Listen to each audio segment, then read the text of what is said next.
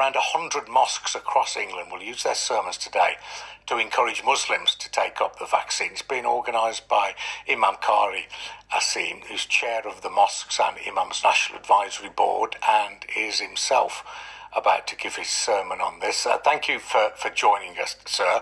What kind of stuff are people reading to put them off taking the vaccine? We know that Black, Asian and minority ethnic communities have been disproportionately affected, during this pandemic.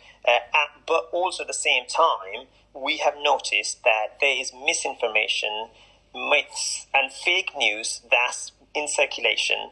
And the misinformation includes people saying that effectively if someone gets vaccinated, then they will be tagged, or that it is going to result in genetic modification, a DNA modification, or that effectively taking the vaccine is going to harm them in some ways. And so we all have to play our role in debunking these myths, and Mosques and Imams National Advisory Board has launched this initiative nationwide where in the next couple of weeks, during Friday sermons, Imams will be debunking these myths, addressing the rumours and misinformation that is in circulation.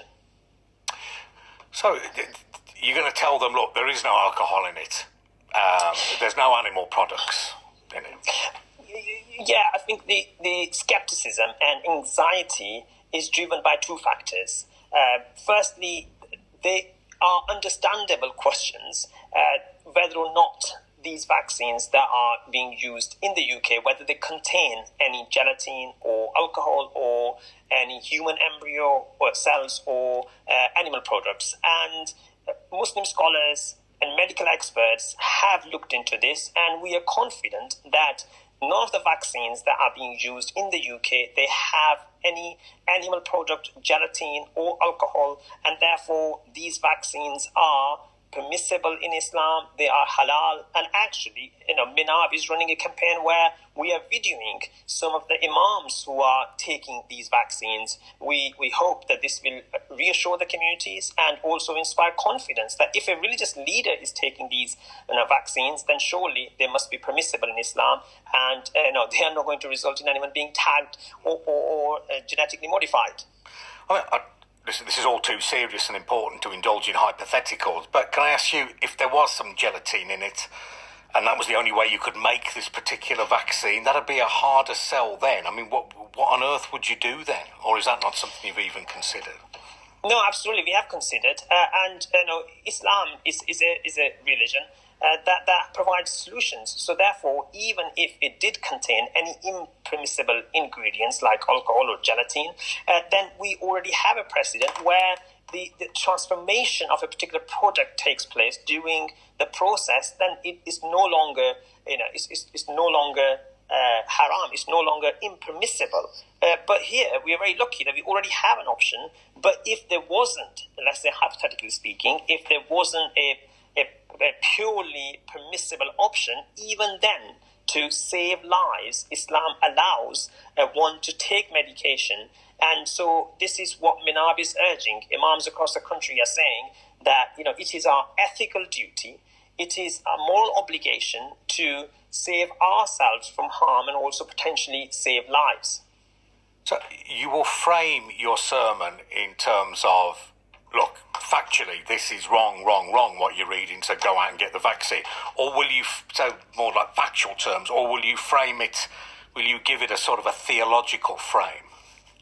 I think so. Firstly, we'll start off with a theological framework, that how important it is to protect lives in Islam, and secondly, then address some of the legitimate concerns, whether or not the vaccines contain any animal products or human cells and gelatin or alcohol. And so we'll address the factual information about the vaccines. And then thirdly, we will tackle misinformation.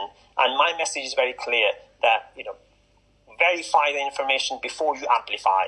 Misinformation could result in lives being lost. And in this pandemic, a lot of communities have been affected, and in particular Muslim communities, BAME communities have been disproportionately affected, and it is our moral obligation to save ourselves as well as others. So if a young person or a physically fit person feels that they don't necessarily need to take the vaccine, obviously, they're not in that category yet.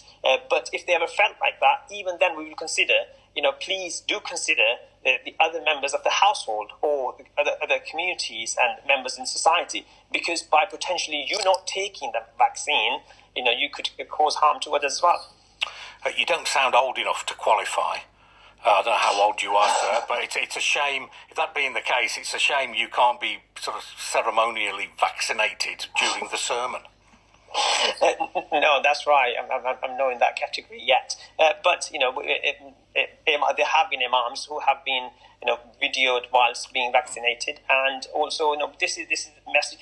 This is imperative. It's a serious stuff that's costing lives, and we all have to play our role in defeating this pandemic, and we can only do so if we tackle it together and also tackle some of the misinformation and rumours that are in circulation. Thank you very much indeed. Nice talking. Thank you, Adrian. All the Thank best. you. That's Imam Kari Asim.